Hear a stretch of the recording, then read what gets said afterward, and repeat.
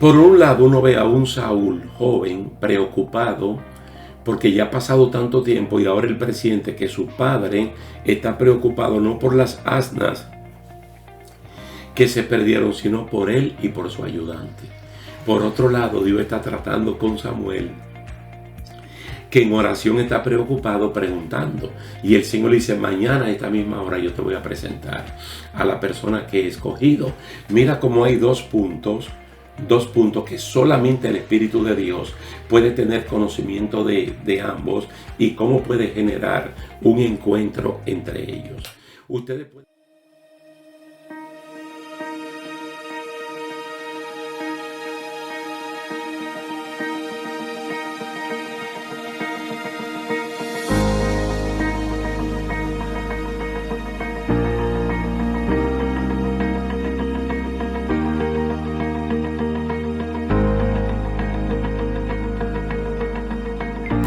Dios le bendiga a todos mis queridos hermanos. Es un placer estar de nuevo con ustedes, continuando en esta serie de estudios bíblicos, la Iglesia del Nuevo Testamento.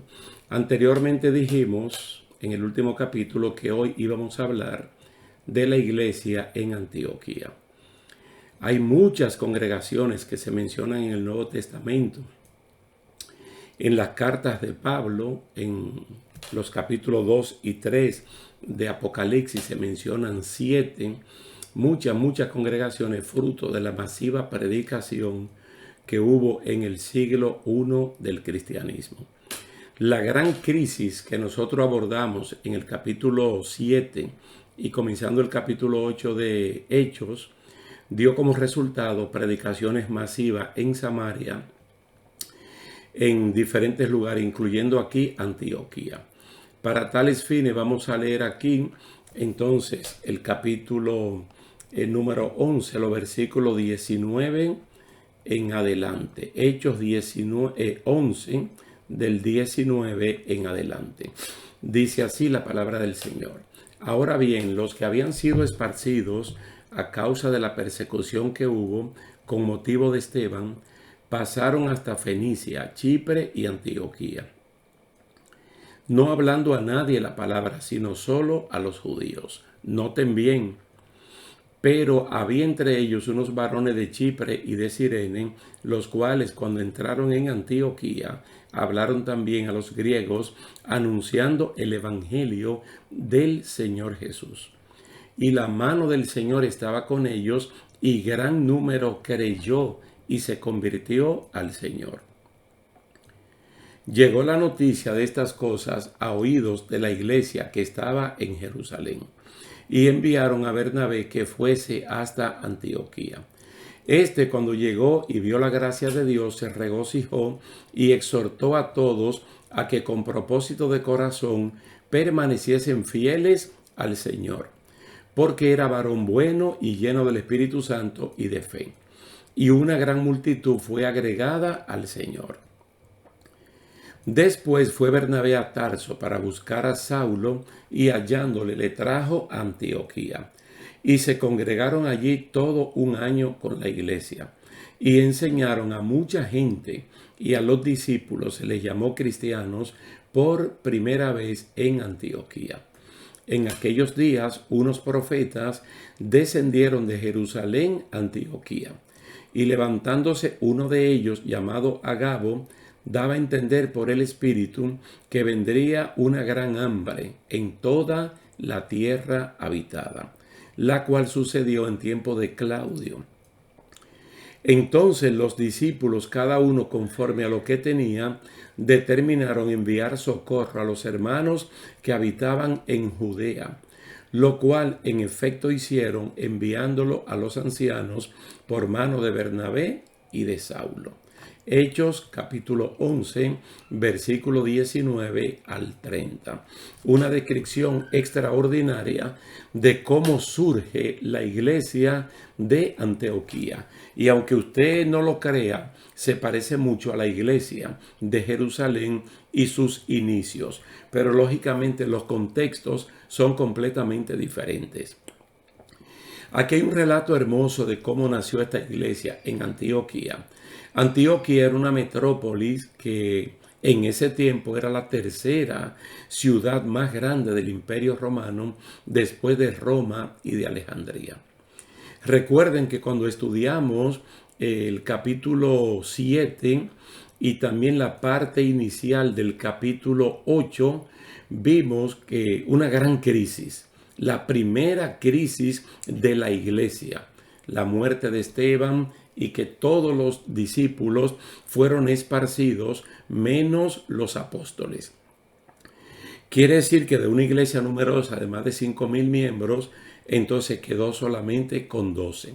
Entonces fue una gran crisis, mas sin embargo, fruto de esa crisis se levantaron obras como la de Samaria con Felipe, el evangelista, y ahora esta en Antioquía.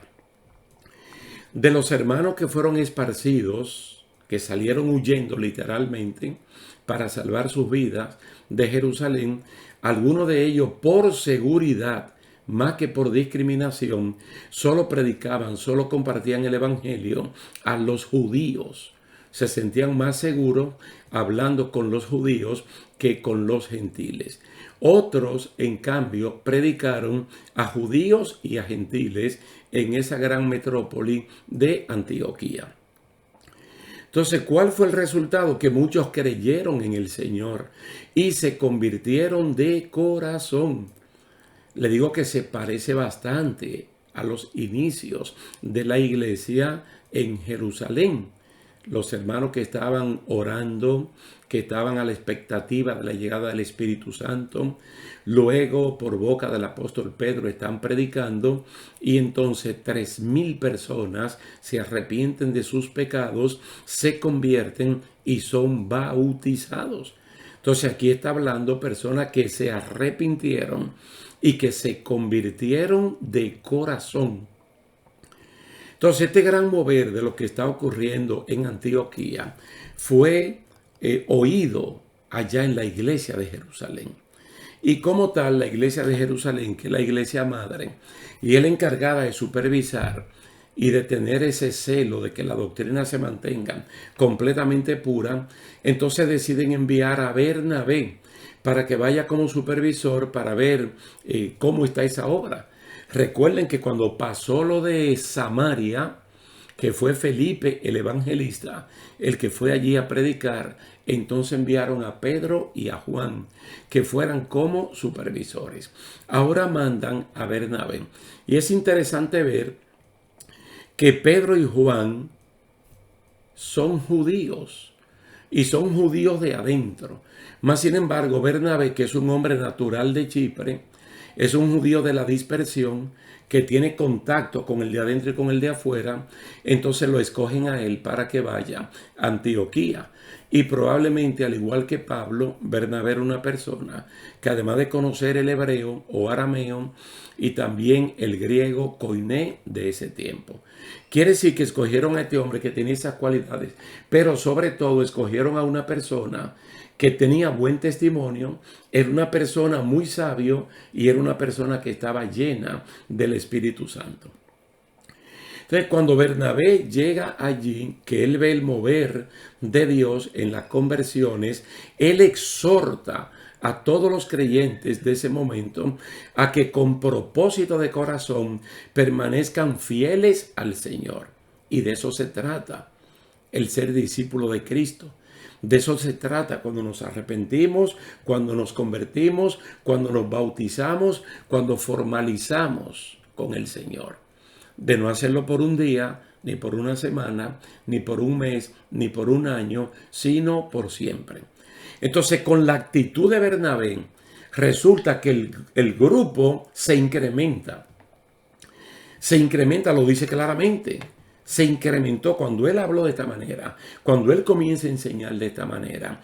Entonces esos creyentes son motivados, pueden traer a otros para que vean, para que oigan, y entonces el grupo se incrementa. Ahora, ¿qué pasa con Bernabé en ese punto? Que al ver el incremento de la obra y el gran trabajo que esto suponía, él no se devolvió a Jerusalén, sino que como ya él conocía a Saulo de Tarso, al que posteriormente se va a convertir en el apóstol Pablo, y que fue él quien lo introdujo a la comunidad apostólica, cuando él regresó de Damasco, ahora decide ir a Tarso y no a Jerusalén. Entonces va y busca a Saulo y se quedaron allí congregados todo un año. Pero ¿qué hacía Saulo y Bernabé? Dice que ellos se quedaron todo un año enseñando la palabra de Dios. Ellos como maestros decidieron hacer lo que tenían que hacer, y es enseñar la palabra de Dios.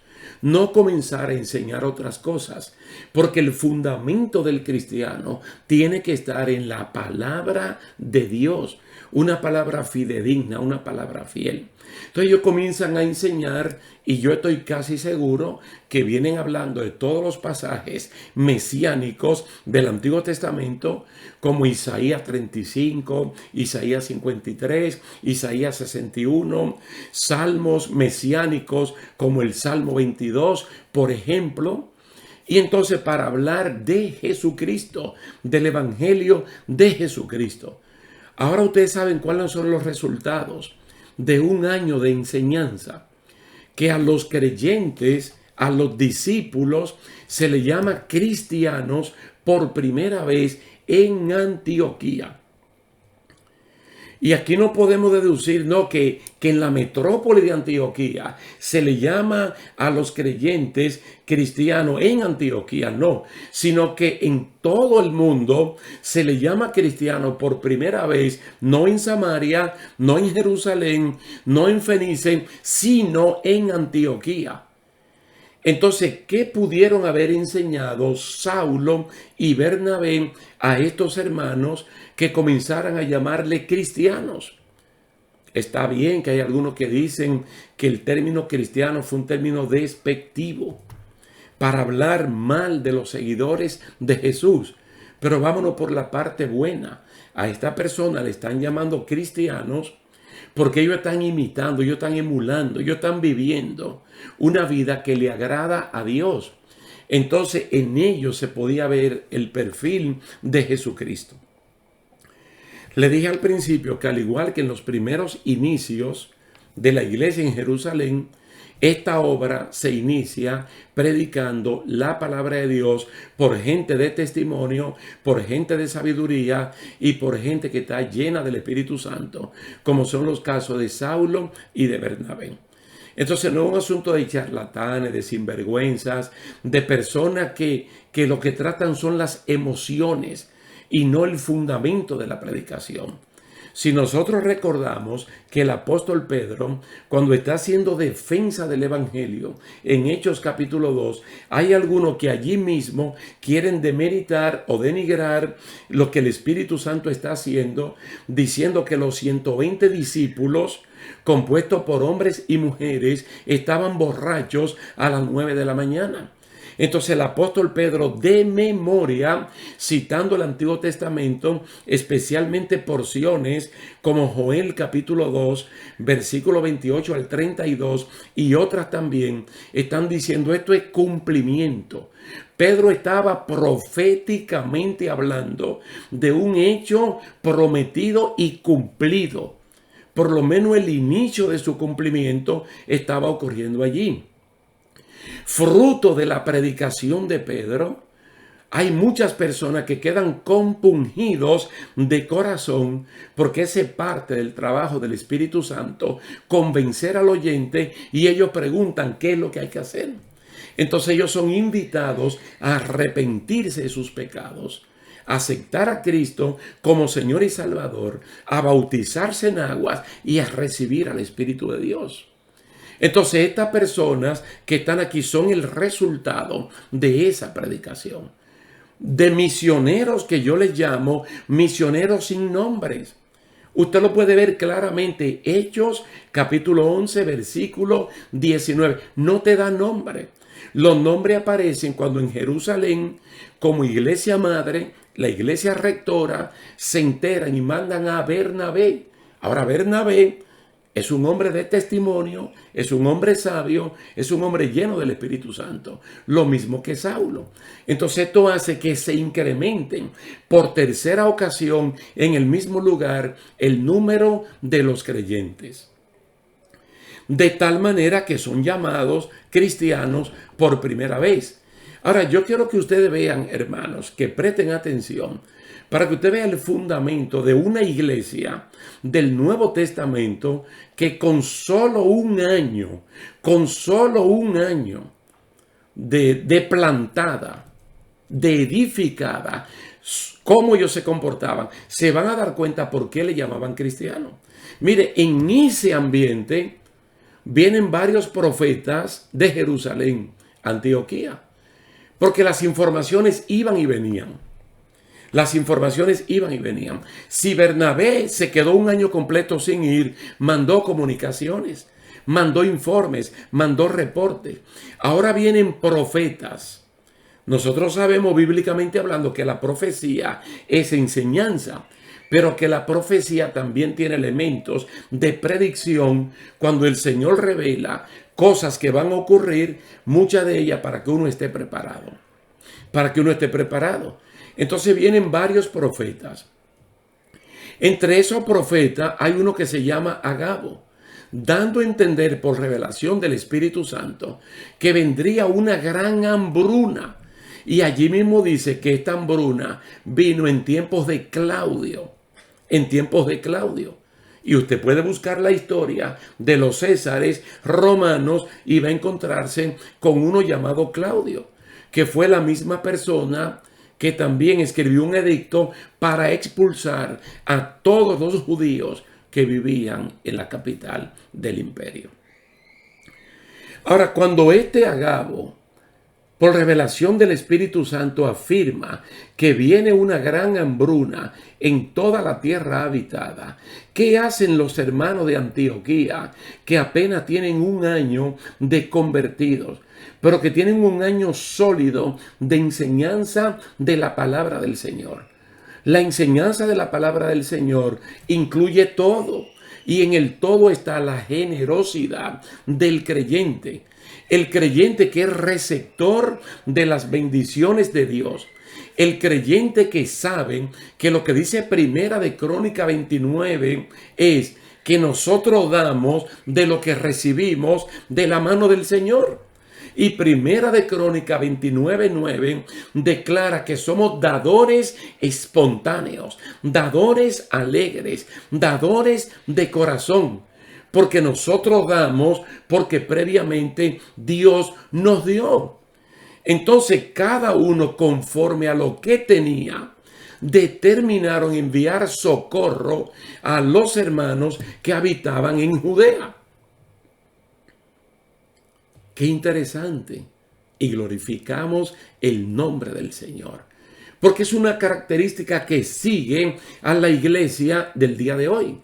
Y que nosotros lo aprendemos no solamente en la eclesía del Nuevo Testamento, no solo en la iglesia del Nuevo Testamento, pero en el Cajal, en esa gran congregación del Antiguo Testamento también.